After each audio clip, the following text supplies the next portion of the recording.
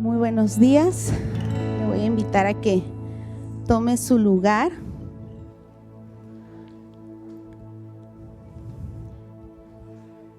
¿Cómo está en esta mañana? Bendecidos, bien. Qué bueno, el día de hoy me tocó el privilegio de poder compartir con ustedes. Ayúdame, ¿no? Y hoy vamos a estar leyendo mucha Biblia y vamos a estar hablando de uno de los personajes más conocidos, yo creo, de la historia, ¿no? En la Biblia. Si quiere ir buscando, Primera de Samuel, capítulo 30, ahí vamos a basar la historia del día de hoy. Para los que no me conocen, mi nombre es Melissa. Y es un gusto poder estar aquí, poder enseñar la palabra de Dios, que es lo que venimos a hacer aquí, enseñarle sobre lo que la Biblia nos enseña, sobre lo que la Biblia nos habla y cómo podemos ponerlo en práctica en nosotros, en nuestra vida diaria, en nuestra vida actual. Y hoy vamos a hablar, si ya llegó ahí a Primera de Samuel, capítulo 30, ya de seguro leyó ahí que habla sobre David. Vamos a hablar sobre David y antes de leerle Primera de Samuel 30, le voy a leer lo que dice Primera de Samuel también, pero en el capítulo 16, el versículo 18. Si quiere lo puede buscar, si no, no lo busque. Pero este versículo comienza describiendo las cualidades de David, algunas de las cualidades de David. En este pasaje, David estaba buscando a alguien que pudiera ir a tocar música para él. Entonces, uno de sus siervos le dijo a Saúl: uno de los hijos de Isaí de Belén, se refiere a David, tiene mucho talento para tocar el arpa. No solo eso, es un guerrero valiente, un hombre de guerra y de buen juicio. También es un joven bien parecido y el Señor está con él. Estas son una de las cualidades que menciona la Biblia acerca de David. Dice que tiene talento para la música, que es bien parecido, es un hombre de guerra, prudente en sus palabras, un guerrero valiente, que Dios estaba con él. Y hoy nos vamos a enfocar a hablar sobre la valentía de David. De estas cualidades vamos a enfocarnos en su valentía. El pastor en estas semanas pasadas nos ha estado hablando sobre las guerras. Si usted ha venido las semanas anteriores y en los miércoles nos ha puesto una presentación, no sé si la han notado, que tiene hombres soldados de guerra. Nos ha hablado de las guerras que vivimos día con día, cada uno de nosotros. Las veamos o no, existen. Las veamos o no, como hijos de Dios estamos en constante guerra. Guerra espiritual, guerra internas con uno mismo, con nuestra propia mente, con nuestros pensamientos. E incluso a veces agarramos guerra en contra de otras personas. Y cuando se menciona la palabra guerra, uno piensa ¿en qué? En armas, en soldados, en gente herida, en muerte. Y David, si usted ha leído la historia de David, fue un hombre que pasó por bastantes guerras, por bastantes luchas en su vida. Cuando era joven, antes de ser rey, él era pastor de ovejas. Y dice la Biblia que para cuidar de su rebaño, hay veces que tenía que enfrentar leones, osos, para que no se llevaran a su rebaño. También se enfrentó a Goliat, que es la historia más conocida de David, y entre otras que podemos encontrar de su vida antes y después de haber sido rey. Y en estas luchas que él vivió, que él pasó, podemos ver cómo él mostraba valentía en cada una de ellas. Ahora, quiero definirte qué es valentía. ¿Alguien me quisiera decir una definición de valentía? Así que usted diga, pues valentía es esto. No se amontonen, nomás uno. Ser fuerte, no tener miedo. Esa definición, no tener miedo, es la que la mayoría de la gente usa. Una persona valiente no tiene miedo. Valentía, muchos lo describen como la ausencia del miedo. Perdón, es que después de cantar y luego hablar se seca la boca. Pero valentía no es no tener miedo, no es la ausencia del miedo. Valentía es la acción que se toma justamente cuando el miedo está presente. Eso es ser valiente. Accionar aunque sintamos el miedo, porque el miedo es una de las emociones que tenemos. Y cuando uno acciona, después obviamente el miedo va a desaparecer, pero es ser valiente, es accionar justo cuando el miedo está presente. Y ahora sí, en Primera de Samuel, vámonos a leer la historia. Primera de Samuel 30, el versículo, vamos a leer de los primeros versículos, nos vamos a ir por partes. Dice aquí, David destruye a los amalecitas. 3 días después, estoy leyendo la Nueva Traducción Viviente, si es que le aparece diferente a usted su versión. La idea es la misma. 3 días después, cuando David y sus hombres llegaron a su casa en la ciudad de Siclag, encontraron que los amalecitas habían asaltado el Negev y Siclag.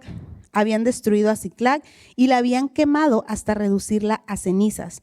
Se habían llevado a las mujeres y a los niños y a todos los demás, pero sin matar a nadie. Versículo 3, cuando David y sus hombres vieron las ruinas y se dieron cuenta de lo que les había sucedido a sus familias, lloraron a más no poder. Versículo 6, David ahora se encontraba en gran peligro porque todos sus hombres estaban muy resentidos por haber perdido a sus hijos e hijas y comenzaron a hablar acerca de apedrearlo. Pero David encontró fuerzas en el Señor su Dios. En esta parte de la historia, David todavía no era rey aquí. De hecho, él se encontraba huyendo de Saúl. Y si usted lee el capítulo anterior, yo les aconsejo, les recomiendo, ¿no? Leer la historia de David, la verdad está bien entretenida. Si le gustan así las telenovelas y las series, esta les va a entretener. Tiene temporada 1, 2, no es cierto, tiene muchos versículos. Casi todo Samuel habla acerca de David. Pero en esta parte de la historia, David todavía se encontraba huyendo de Saúl. Y en el capítulo anterior nos habla cómo se estaba escondiendo de Saúl entre los filisteos.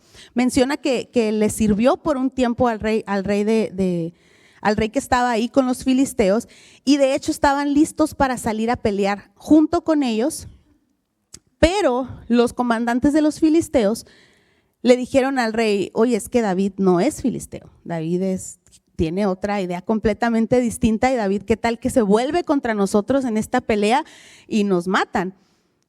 Para esto David ya era famoso por ganar guerras, era cuando ya decían, a Saúl mató a sus 1000, pero David mató a sus 10,000. David ya era famoso en esa área. Entonces los filisteos les dio miedo que David fuera como a que voltearse durante la guerra y los fueran a matar. Y el rey le dijo a David, ¿sabes qué? Pues no, vete, ¿no? Los hombres de David se fueron y fue cuando llegó este suceso, que llegaron a Siclag y vieron esta escena.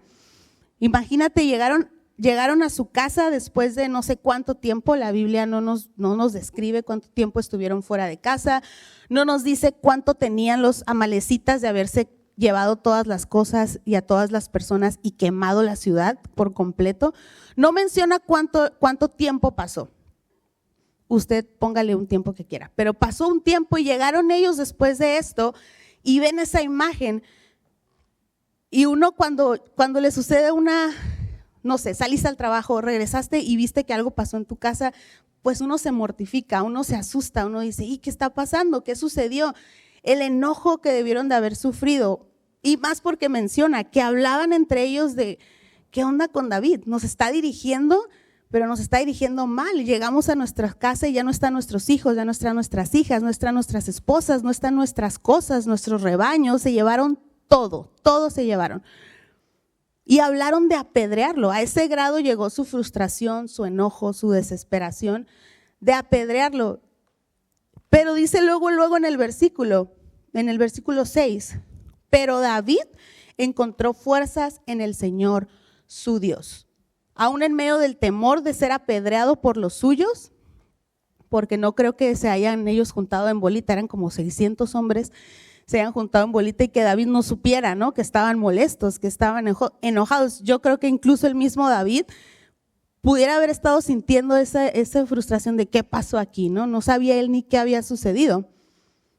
Y luego el versículo 7 continúa diciendo, entonces David le dijo a Abiatar el sacerdote, tráeme el efod. Así que Abiatar lo trajo y David le preguntó al Señor, ¿debo perseguir a esta banda de saqueadores? ¿Los atraparé? Y el Señor le dijo, sí, persíguelos, recuperarás todo lo que te han quitado. En medio de esta situación y de esta escena donde no sabían qué estaba pasando, donde estaba el enojo, el coraje, la tristeza de que se habían llevado todas sus cosas y a sus familias, David encontró sus fuerzas en el Señor. Y no solo eso, sino cómo las encontró, buscó de él. Le dijo, tráeme el efod, se puso su efod y fue y habló con Dios. Fue y le consultó a Dios. No fue un momento el de arrebato que dijo, vámonos a perseguir a quien sea y para ver para dónde le damos. No sabía ni hacia qué dirección se habían ido. David consultó a Dios y Dios tranquilamente le dice, sí, persíguelos, recuperarás todo lo que te han quitado. La valentía de David no provenía de sus propias fuerzas, provenía de su confianza en Dios. Y esta es otra de las cualidades, si se dio cuenta en 1 Samuel 16:18, mencionaba que Dios estaba con él. Dios había ungido a David porque tenía un propósito para él, tenía un plan para él. Y en ese momento Dios no lo iba a dejar solo ni desamparado y pues arréglatelas tú, yo ya te bendije, tú dale como puedas. No, Dios estaba con él. Dios estaba con él y David sabía que Dios estaba con él y por ende lo buscaba. Y le consultaba y le pedía y le preguntaba y tenía esos momentos con él. David estaba consciente y encontraba su fuerza en Dios en medio de la tribulación. Ahora vamos al versículo 11, del 11 en adelante. En el camino encontraron a un egipcio en un campo y lo llevaron a David. Le dieron para comer y agua para beber. También le dieron una parte de un pastel de higos, 2 racimos de pasas, porque no había comido ni bebido nada durante 3 días y 3 noches. Al poco tiempo recobró sus fuerzas el egipcio. ¿A quién le perteneces y de dónde vienes?, le preguntó David. Soy egipcio, esclavo de una amalecita, respondió. Mi amo me abandonó hace 3 días porque yo estaba enfermo. Regresábamos de asaltar a los cereteos en el Negev, el territorio de Judá y la tierra de Caleb, y acabábamos de incendiar Siclac. Fíjate nada más, ellos siguieron, Dios le dijo, ve, aquellos enojados, el ejército de David enojado, pero ahí van con él, lo siguieron. Y se encuentran a esta persona, a este individuo, a este egipcio. Y cuando le ayudan, se mejora, recupera fuerzas, les cuenta todo esto. Yo estaba con estas personas, con los amalecitas, y acabamos de incendiar Siclac. Y David le dice, ¿me guiarás a esa banda de saqueadores? Y el joven le contestó, si haces un juramento en el nombre de Dios, que no me matarás ni devolverás a mi amo, entonces te guiaré con ellos. Nos describe cómo David encontró a este egipcio. Esta sección nos está describiendo cómo es que encontró a los amalecitas. Y cuando yo lo leía, yo decía, esto nomás es algo que Dios puede hacer. Poner a esa persona, al egipcio se le enfermó el esclavo y ahí lo dejó. Dijo, ya no me va a servir. Y lo dejó ahí abandonado, enfermo, con hambre, con sed. Y porque ¿cuáles eran las probabilidades que se encontraran al egipcio en el camino? Y que fuera precisamente uno de los esclavos de las personas que habían saqueado Siclac. Está de película. Y los siguientes versículos, si sigue leyendo usted, menciona cómo encontraron, que los encontraron a los amalecitas en un campo, menciona la palabra que estaban comiendo en un campo, que estaban bebiendo, bailando, celebrando. Y entonces David y sus hombres fueron hacia ellos y los mataron. Dice la Biblia que la lucha duró toda la noche y todo el día siguiente hasta la tarde. Duraron horas enfrentándose contra los amalecitas y matándoles a cada uno de ellos. Después menciona que 400 sí alcanzaron a escaparse de los amalecitas en camellos. Yo leía y decía, ¿cuántos amalecitas serían? Tendrían que haber sido demasiadas personas que estaban en ese campo, dispersos en el campo, comiendo y celebrando. Y David y su ejército eran 400 personas. En el versículo anterior, creo como en el 9, menciona que iban 600 en búsqueda de perseguir a los amalecitas, pero 200 se cansaron antes de cruzar el arroyo. Y 200 se quedaron descansando antes de cruzar el arroyo, y solo 400 llegaron hasta los campos donde estaban los amalecitas. Ahora, llegan 400 que uno escucha y dice, pues son bastantes, ¿no? 400. Pero comparado a miles que pudieron haber estado ahí, supongo, a mí me gusta imaginar mucho en las historias, porque me hace ver y analizar a lo mejor qué sintieron, porque eran humanos, sí tenían a Dios de su lado y todo, pero seguían siendo humanos y seguían teniendo las mismas emociones y sentimientos que usted y yo tenemos día con día. Imagínese llegar ahí a ver el campo y ves miles de personas, suponiendo que eran miles de personas, y ustedes y la gente eran 401 con David. Imagínense el temor que ha de haber pasado por su mente de, son un montón, son muchísimos. Yo sí pienso que tuvieron miedo, a lo mejor muchos, no nos da detalle la Biblia, pero eran demasiadas personas que eran contra ellos. Pero ¿por qué de todos modos el ejército de David y David, dice en la Biblia que aquí que nada más cuando los encontraron dispersos y los vieron ahí, entonces David y sus hombres en el versículo 17 se lanzaron contra ellos y los mataron durante toda la noche y durante todo el día siguiente hasta la tarde. Ellos se fueron con David. David dijo, aquí están, vamos por ellos. Y fueron por ellos y los mataron a todos, menos a 400 que se escaparon. ¿Pero por qué? Porque a pesar de a lo mejor el miedo que pudieron sentir o la duda que pudieron sentir de, híjole, son un montón, porque ellos ya habían estado con David anteriormente, habían luchado junto con David en varias ocasiones, y David transmitía esa valentía a su ejército, a las personas. Esas son cosas que uno puede transmitir. No sé si le ha pasado que alguno de sus hijos le dice, ay papá, tú eres bien valiente, porque ellos no lo miran a usted como una persona débil o que tenga miedos, y uno por dentro dice, ay, si supieras cómo me estoy sintiendo por dentro, tengo un miedo, pero de todos modos uno muestra la valentía y lo refleja a los demás. Son cosas que se pueden transmitir y se pueden notar, y a veces podemos ver a alguien y decir, esta persona no le tiene miedo a nada. En realidad a lo mejor sí le tiene miedo, pero aún así decide accionar y es valiente.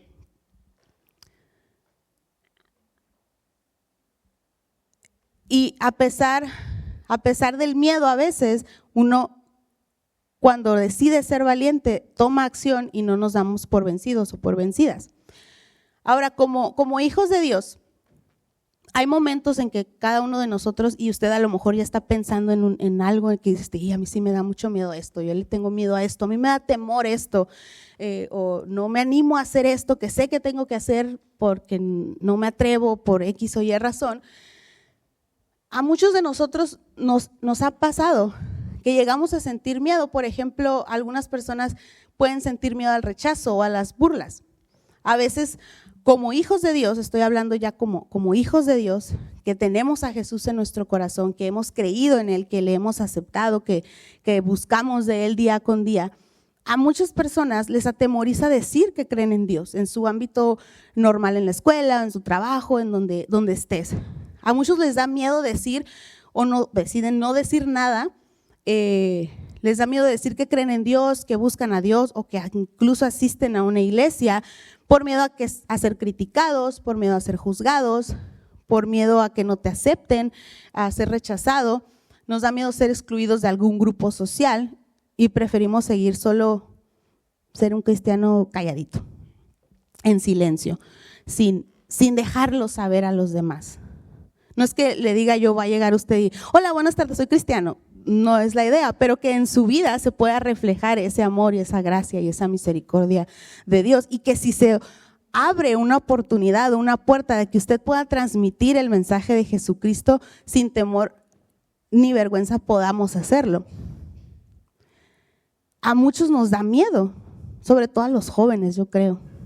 les da vergüenza, incluso a los jóvenes, decir que son cristianos y prefieren encajar con el grupo social en el que están en su escuela y seguir las modas y corrientes de sus grupos sociales para no ser rechazados y ser incluidos en algún grupo.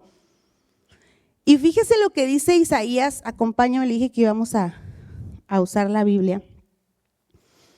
Váyase a Isaías, capítulo 51, los versículos 12 y 13.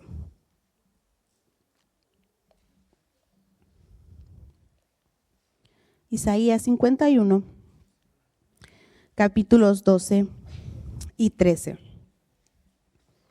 Dios le hablaba aquí a su pueblo y le decía, yo soy quien te consuela. Entonces, ¿por qué le temes a los simples seres humanos que se marchitan como la hierba y desaparecen? Versículo 13, sin embargo, has olvidado al Señor tu Creador, el que extendió el cielo como un dosel y puso los cimientos de la tierra. ¿Vivirás en constante terror de los opresores humanos? ¿Seguirás temiendo el enojo de tus enemigos? ¿Dónde están ahora su furia y su enojo? Han desaparecido. Dios nos recuerda que Él está con nosotros, que la opinión o el rechazo de las personas no es nada comparado con el poder de Dios y los planes que tiene para cada uno de nosotros. Que lo que la gente pueda decir, lo que la gente pueda opinar, lo que la gente pueda creer de nosotros, por decir que creemos en Dios, por decir que buscamos de Dios, por compartir de su evangelio, no es nada comparado con el Dios que tenemos de nuestro lado, con el creador del universo, con el que hizo los cielos y la tierra. Entonces dice Dios, ¿por qué has de temerle a los simples mortales? Si yo estoy de tu lado, yo estoy contigo. Dice también en una porción de la palabra, no te avergüences del evangelio porque es poder de Dios. Entonces usted y yo tenemos el gran privilegio de tener al creador del universo de nuestro lado, guiándonos y enseñándonos para poder ser ese ejemplo a las personas a nuestro alrededor, sin importarnos si nos rechazan de estar en un grupo social, sin importarnos si somos excluidos, si se burlan. De Jesús se burlaron y se mofaron, de muchos de los discípulos se burlaban y se mofaban. Sin embargo, nuestra recompensa es mucho mejor que la aceptación social en esta tierra, porque eso va a pasar. Las modas van a pasar, los amigos no siempre van a estar ahí a menos que sean verdaderos amigos. Son temporadas que vivimos en nuestra vida, sin embargo, Dios siempre está presente. Entonces no nos dé miedo ni nos atemoricemos de decir yo creo en Dios. Yo creo en un Dios que salva, en un Dios que sana, en un Dios que restaura, en un Dios que hace las cosas imposibles posibles. Otra cosa que a veces tenemos miedo es a las crisis económicas y a la escasez. Es bien común en estos tiempos vivir preocupados, angustiados por lo económico, no me va a dejar mentir. Uno trabaja porque sabe que tiene que trabajar y ganar dinero para poder pagar todas las cosas que hay que pagar, que todo está bien caro, más ya uno de adulto dice, ay, con ganas de ser otra vez niño y no preocuparme por biles, renta y todas esas cosas que tiene que pagar uno de adulto, pero pues hay que crecer, hay que trabajar. Entonces vivimos muchas veces bien preocupados por eso, híjole, yo quiero un trabajo donde gane un montón de dinero. Ahorita los jóvenes les aseguro que la mayoría de ellos piensan en, no, yo quiero ser influencer porque ganan un montón de dinero y hacen pura payasada o cosas sin sentido. Pero muchos piensan su meta es quiero trabajar para ganar un montón de dinero. No está mal, está bien que quieras superarte. Dios nos quiere bendecir, claro que sí. Sin embargo, vivimos con miedo o atemorizados en que, híjole, no tengo esto, me falta esto. Le digo porque a mí a veces me sucede que cuando uno está haciendo cuentas, dices tú, ay, tengo que hacer esto y esto y esto, pero me pagan hasta este día. Uno en la naturaleza humana se le vienen todas esas angustias. Le digo, no está mal que usted trabaje y que se quiera superar y que quiera ganar más dinero, pero no sé si le ha tocado que alguien estudió para algo en específico, pero lo ve trabajando de otra cosa distinta porque es que no ganaba mucho aquí, tenía que ir a buscar acá porque acá ganó más. A mí me pasó, yo estaba trabajando en un programa, como en una aseguranza médica en el área social, en el área de trabajo social, y honestamente la paga era decente, era buena, pero yo tenía mucho tiempo, yo creo que desde que, y de esto culpo a mi hermana porque ella fue como mi ejemplo de yo quiero llegar a trabajar ahí donde está trabajando ella. En el área del gobierno se podría decir, yo decía yo quiero llegar a trabajar en esa área. Tiene muchos programas el área de gobierno, entonces yo ya había aplicado para el área de niños, para el área donde está mi hermana que es con los ancianitos, y vi una posición que se abrió que era para otro programa distinto y dije pues voy a aplicar. Ya apliqué y todo, apliqué yo en octubre del año pasado. Me hicieron entrevista, ya no me dijeron nada, dije no, pues ya no quedé. De hecho, ya habían sido como unas 3 o 4 veces que yo había aplicado para el gobierno, pero nunca me habían aceptado y ya había dicho ya no, a lo mejor no es para mí, ya no me tocaba y ni modo, ¿no? Y estaba yo bien y a gusto en mi trabajo, me gustaba lo que hacía, era fácil, era sencillo, estaba cerca de mi casa, cerca de la escuela de mis hijas y todo. Pero en abril, a inicios de abril, me mandó el condado, en el gobierno, de la posición que había aplicado, me ofrecieron la posición. Y ya que yo vi la posición y leí, vi la paga y dije, era menos. Y fue así, lo primero en mi cabeza fue, es menos. Fue lo primero que pensé. Y después ya hablando con mi esposo yo lo amo porque él, donde yo quiera trabajar, él no es como, no, fíjate que hay que ver, hay que hacer cuentas. Él, tú dale, si tú quieres trabajar ahí, dale, acá solucionamos y siempre hemos sido así. Entonces yo sí llegué a dudar y dije, y hasta le consulté a mi hermana, le digo, hermana, mira que no sé qué, tengo aquí, pero aquí gano más y así. Y mi hermana también, no, es que los beneficios acá, y me lo vendió muy bonito y dije, pues vamos a darle, y en el nombre de Jesús y Dios proveerá y hasta ahorita ha provisto, y decidí aceptarlo y no le voy a negar, sí me dio miedo de, híjole, es que la diferencia no era tanta, pero sí uno va a notar como en el primer cheque de, es menos, mucho menos de lo que, pero era algo que yo deseaba, no voy a decir cuánto, era algo que yo deseaba lograr entrar a trabajar en ese lugar.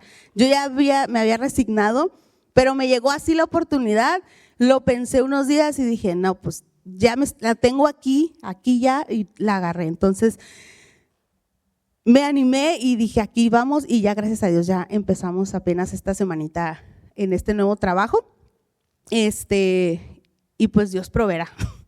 Mateo, y una de mis citas favoritas de este tema, yo creo que es súper conocida y usted ya la ha escuchado. Mateo 6, 31. Mateo 6, 31.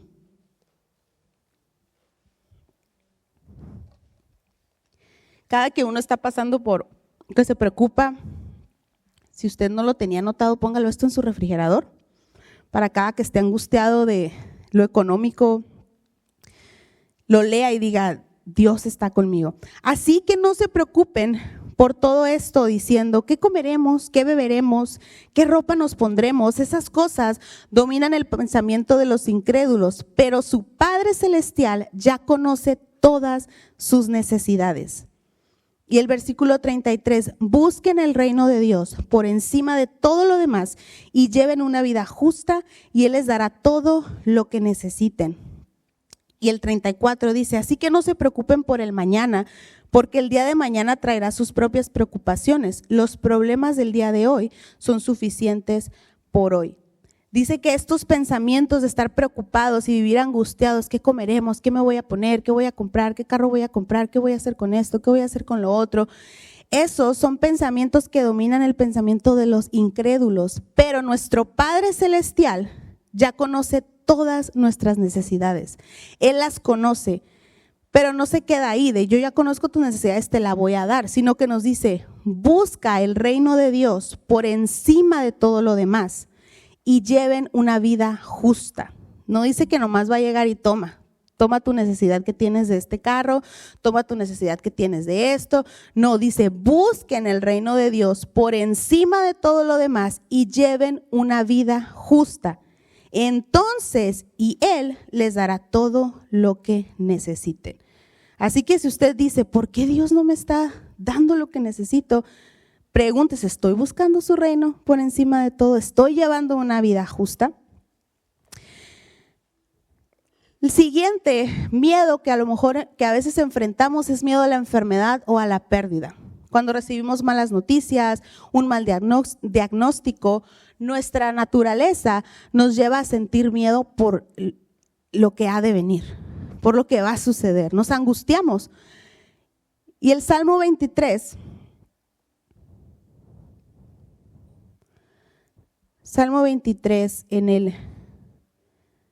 ya me lo pasé, capítulo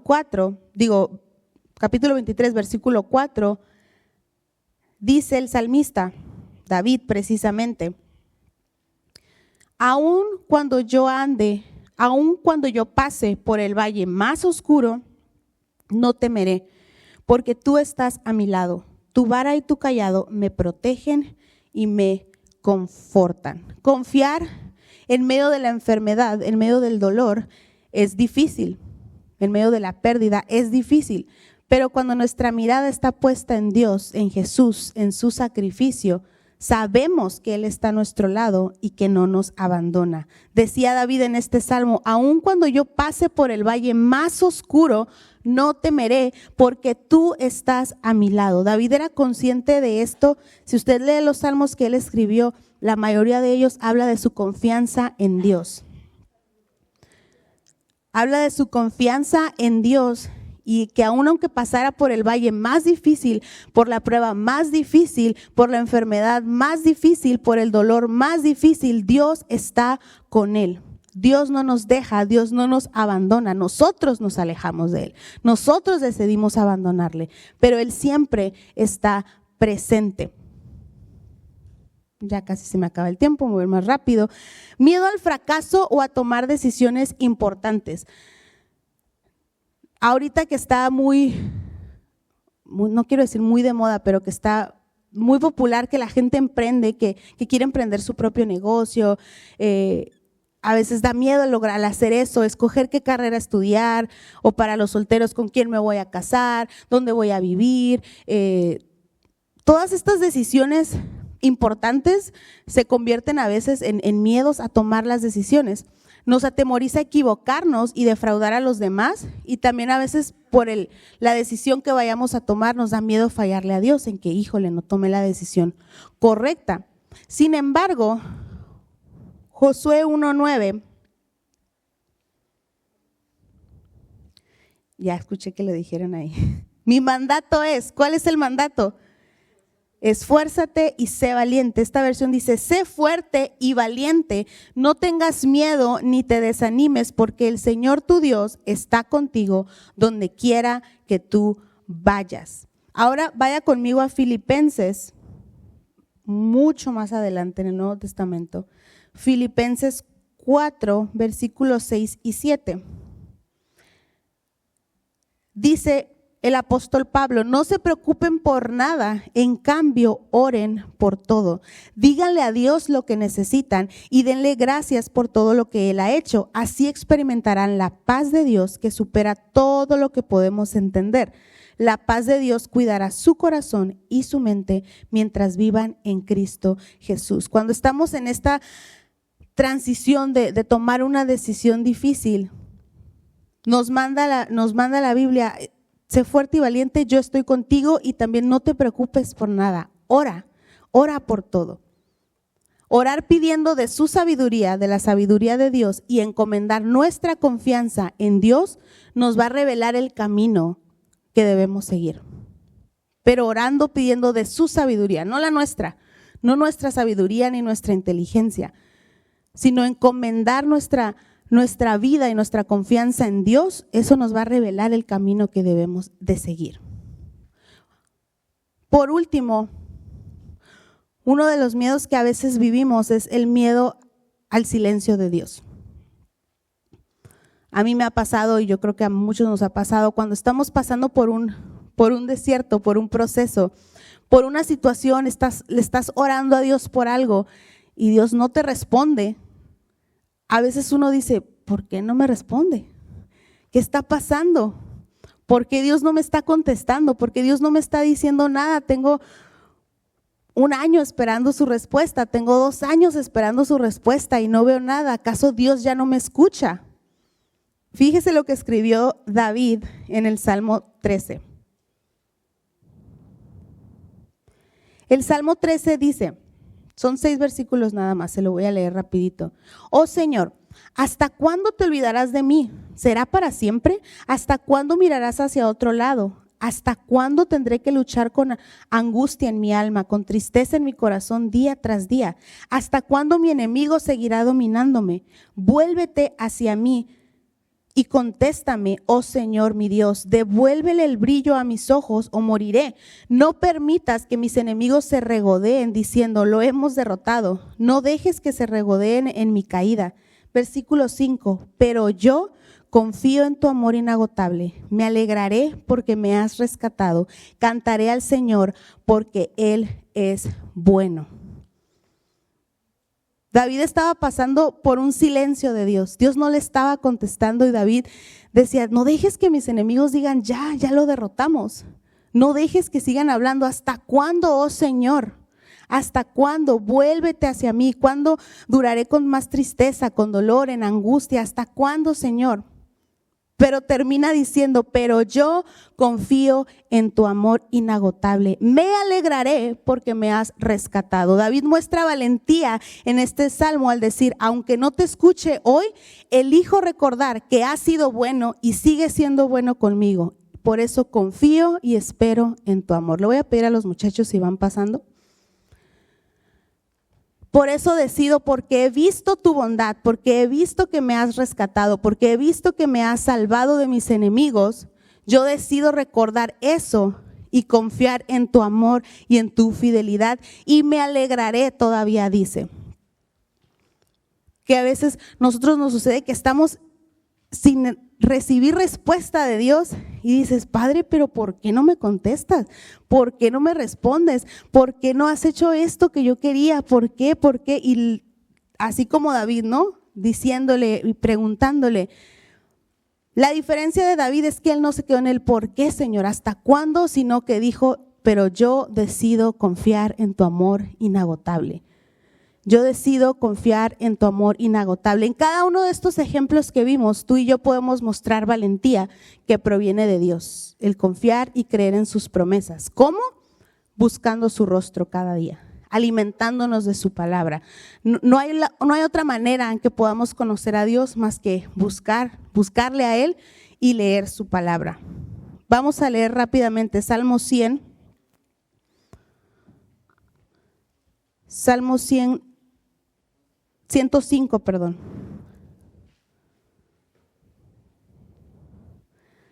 Salmo 105, versículo 4 dice, busquen al Señor y a su fuerza, búsquenlo continuamente. No es buscar a Dios una sola vez, es buscarlo continuamente. Y si nos regresamos a Josué 1:8, antes de decir esfuérzate y sé valiente, Josué 1:8, Dios le dice, estudia constantemente este libro de instrucción, la Biblia, medita en él de día y de noche para asegurarte de obedecer todo lo que allí está escrito. Solamente entonces prosperarás y te irá bien en todo lo que hagas. Póngase de pie. Al buscar a Dios y a su palabra, nosotros crecemos y nos fortalecemos en Él. Y cuando lleguen esos miedos, esas luchas, esas guerras en nuestra mente, cuando quieran desanimarnos, es cuando podemos ser valientes y decidir como David, confiar en que Dios tiene el control. En como David en la historia que leímos, que él buscó su fuerza en el Señor, encontró su fuerza en el Señor. Me gustaría que cerrara sus ojos y le voy a leer una cita más.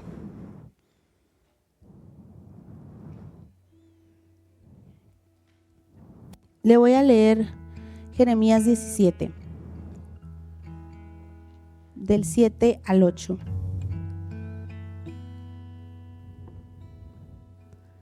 Dice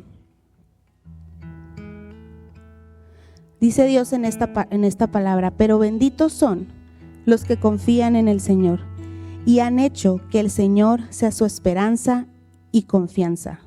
Son como árboles plantados junto a la ribera de un río, con raíces que se hunden en las aguas. A esos árboles no les afecta el calor, ni temen los largos meses de sequía. Sus hojas están siempre verdes y nunca dejan de producir fruto. A los que confiamos en el Señor, y que lo hemos hecho nuestra esperanza y nuestra confianza, Dios nos planta y nos siembra tan profundo que aun cuando vengan vientos, que aun cuando vengan guerras, que aun cuando vengan silencios, sequías, están tan profundas las raíces que no les afecta o no nos va a afectar nada, porque nuestra confianza está puesta en Él. Porque decimos, aún a pesar del miedo, aún a pesar del fracaso que podamos ver venir, decidimos plantarnos y nuestras raíces tan profundas que con valentía podemos seguir caminando, que podemos seguir avanzando y podemos seguir confiando en que Él tiene el control, en que su amor inagotable no nos deja ni nos abandona. Y dice, sus hojas están siempre verdes y nunca dejan de producir fruto. ¿Cuál fruto? Las acciones que usted y yo hacemos. Entre más nos alimentamos, entre más buscamos de Dios, entre más buscamos de su palabra, la escudriñamos, la leemos, la meditamos, se hace vida en nosotros, damos ese fruto.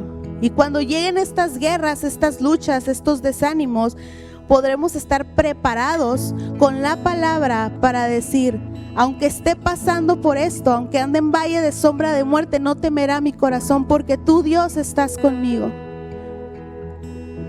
Porque tú nunca me has dejado, porque no me has abandonado, porque he visto tu gloria, porque he visto tu amor, he visto tu poder, he visto tus misericordias, he visto las maravillas que has hecho a través de mi vida. Y sé que aunque uno tenga respuesta de esto, o estoy pasando por este valle, tú estás ahí y me sacarás de ahí. Y lograré cruzar. Y me darás la victoria y podré recuperar lo que he perdido, o podré tener más, mucho más de lo que imaginaba. Porque así eres tú, Dios, bondadoso, lleno de maravillas y de misericordias. Quisiera que tomaras este tiempo en lo que cantamos y en lo que alabamos a Dios, a que rindieras tu corazón, a que rindieras tu vida delante de Él. Que si necesitas pedir perdón porque te has alejado, porque no le has buscado, tomes este tiempo y digas, Padre, perdóname porque no he confiado en ti, porque he confiado en mis propias fuerzas, porque me he querido creer valiente en mis propias fuerzas, pero sin ti no puedo llegar a ningún lado. Perdóname porque no he buscado tu rostro, porque no he buscado en tu palabra, porque no me he empapado de todas esas promesas que tú has dado para mi vida. Y decide hacer un pacto hoy con Dios. Decide hacer un pacto con Él en el día tras día. Leíamos ahorita, busca su rostro constantemente, continuamente. Busca su rostro, escudriña su palabra, medita en ella de día y de noche.